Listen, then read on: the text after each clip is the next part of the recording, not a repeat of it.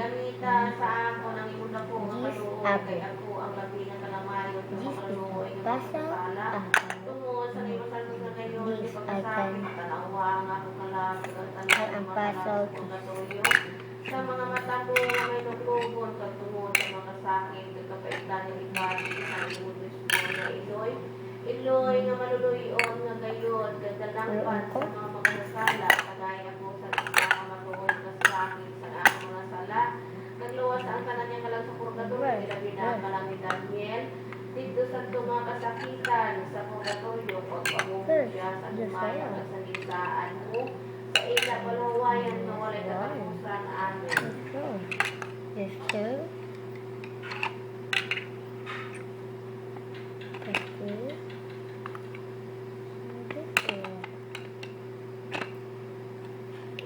Pangamuyo sa ikaduha ka adlaw.